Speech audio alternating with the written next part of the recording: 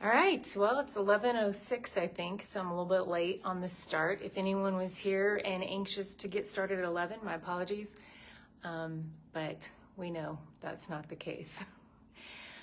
My name is Becky Montoya Wright, and I am the mental health specialist for Blue Ridge Unified School District. I'm also a licensed professional counselor, and I have a small private practice.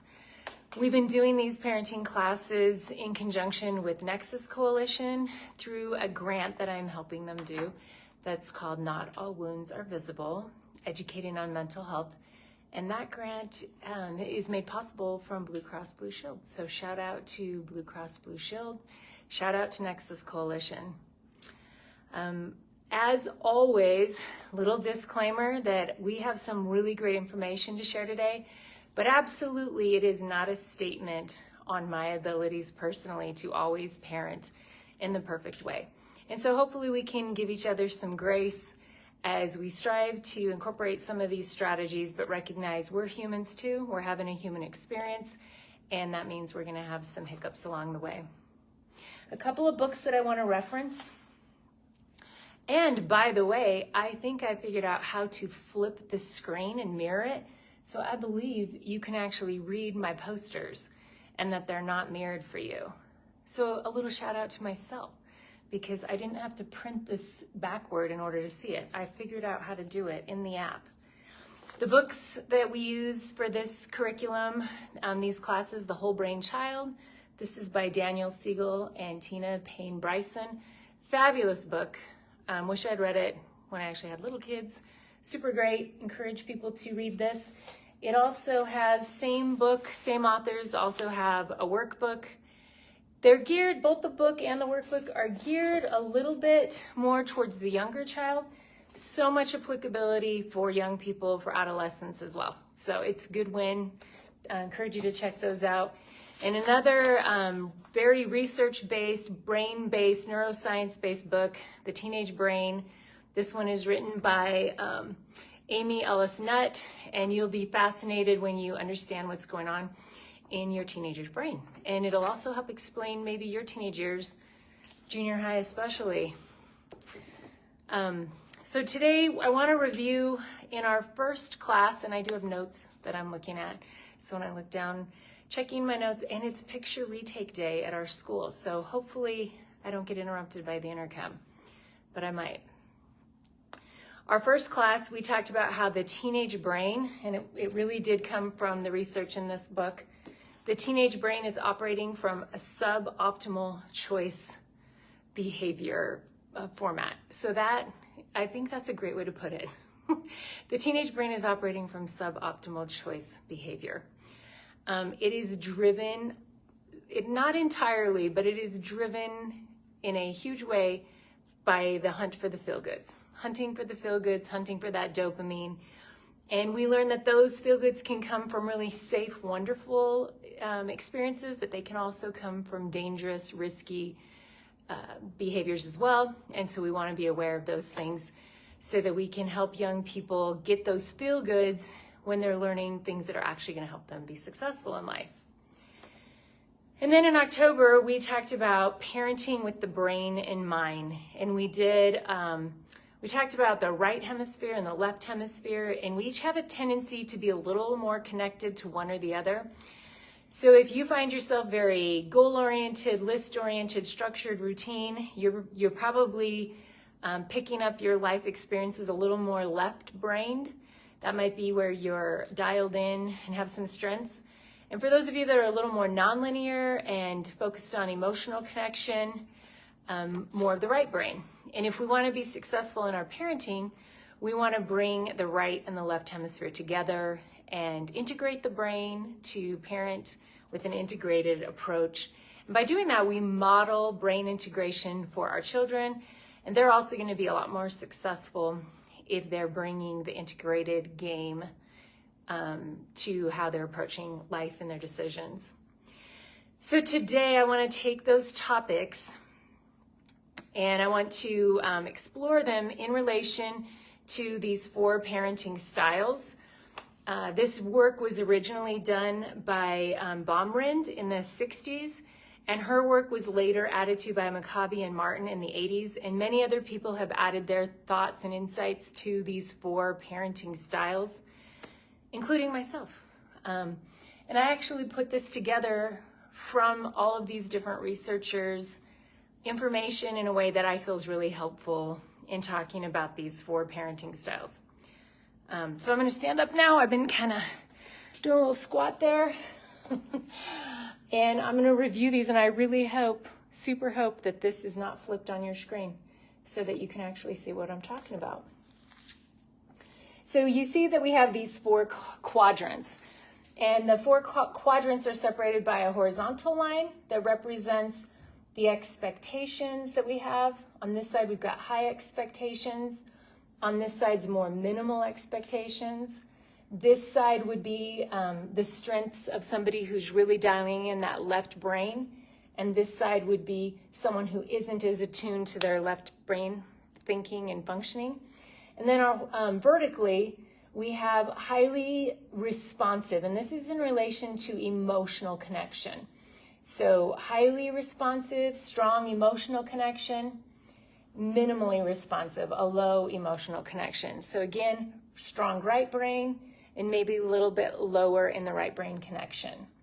So we've got left brain, right brain.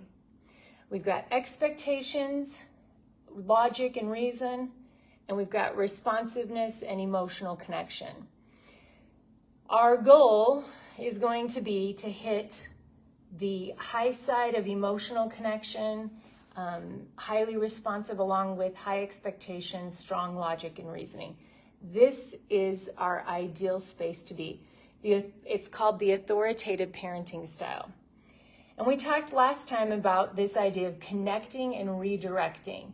The authoritative parenting style is connect and redirect. It's going to have a focus of, when working with the young person, of a let's work together. This parenting style is highly responsive. It has high expectations.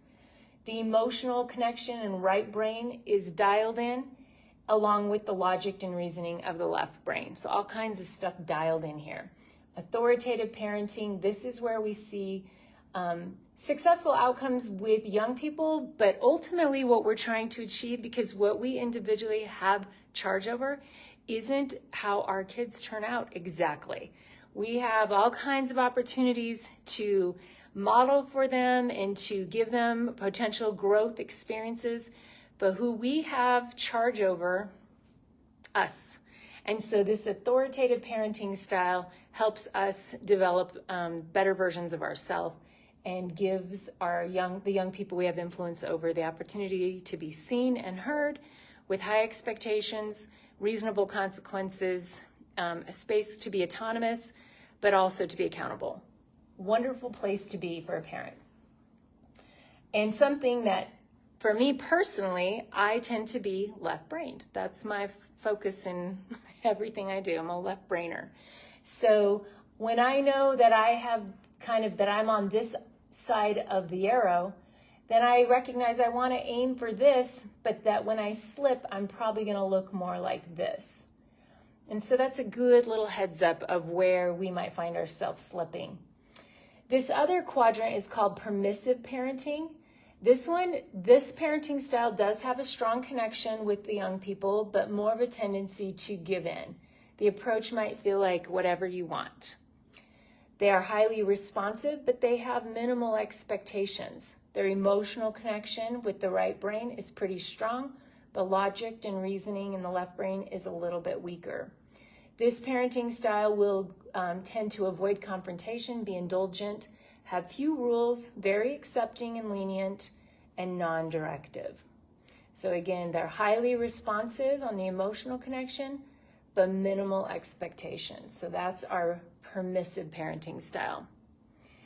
Down in this corner, we have authoritarian.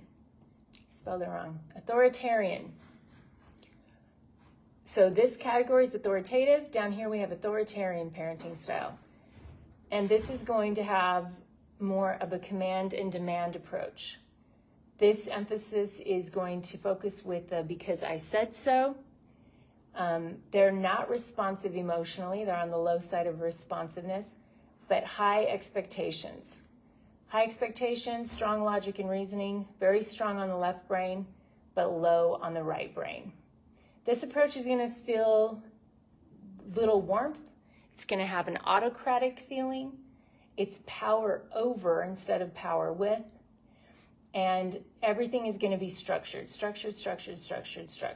with possibly a punishment approach. Instead of reasonable consequences, more of punishment. So this is the authoritarian parenting style. And when we contrast just the approach here, the approach up with the authoritative is reciprocal. They have power with clear standards. It's democratic, assertive, and flexible. And this one, little warmth, autocratic, power over, structured everything, and a punishment focus. And then we have what I'm calling, and it's called different things from the different people that have contributed to this research, but I'm going to call this the apathetic parenting style. This one is presented with more of withdrawing and detaching, and maybe could be summarized with a "you're on your own" statement. This one is lacking responsiveness.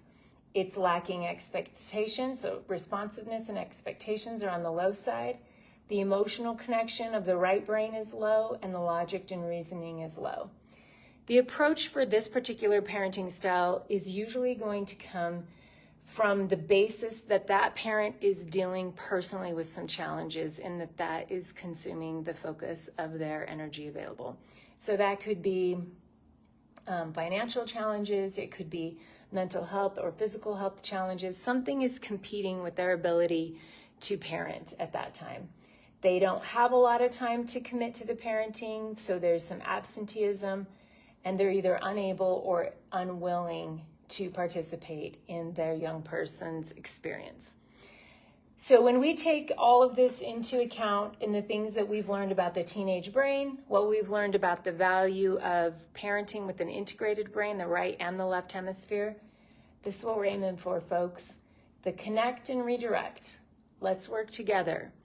Being able to be emotionally responsive right out of the gates. If we come in first thing with trying to analyze and assess and give them worksheets and goals right out of the gates, they might not really feel seen or heard. So we want to make sure they feel seen and heard, and then we work together to redirect the concern that we're having.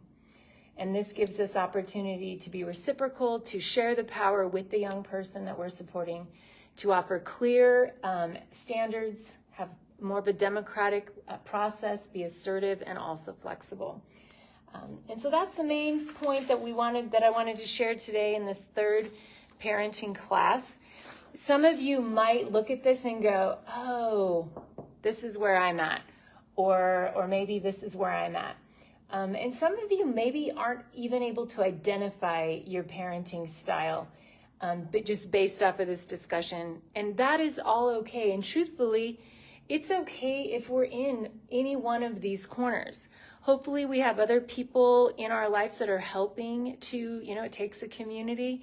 Hopefully the people in our community help us balance out whatever our particular approach is. I would say that someone who starts to identify that this might be where they're at, I would encourage you to really seek the supports that you need so that you can be well. And by doing so, that is going to be a benefit to you. It's going to be a benefit to your family. So I encourage you to, if you find that this might be where you're at, get some supports. And I have a couple of ideas on where you could get those supports. One of the greatest supports in our community right now is the Nexus Coalition.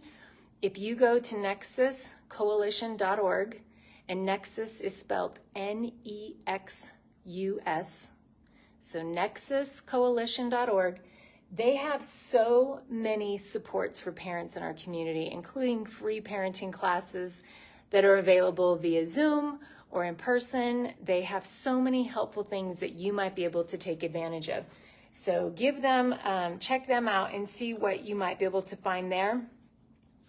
The Navajo County Family Advocacy has some supports. Another place in our community is the Re Center, and that's up in Pine Top. and they offer a lot of different supports in our community, ongoing and different classes that rotate. Check out information at the public libraries, your schools, and other places.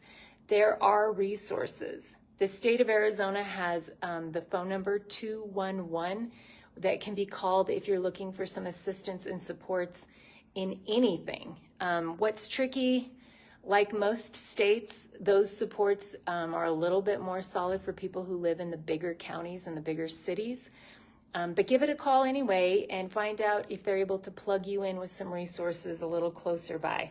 The nexuscoalition.org, that is Navajo County focused, and they also serve Apache County. Great place to find out what's going on in our community.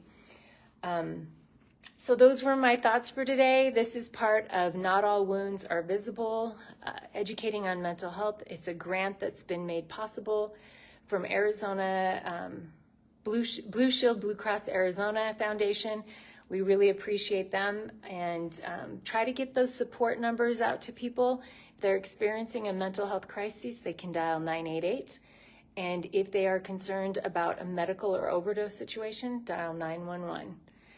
Thanks for joining me for this little parenting class. And in December, we will have another class. I think it's on the first Tuesday of December, close to 11 a.m. Have a great day.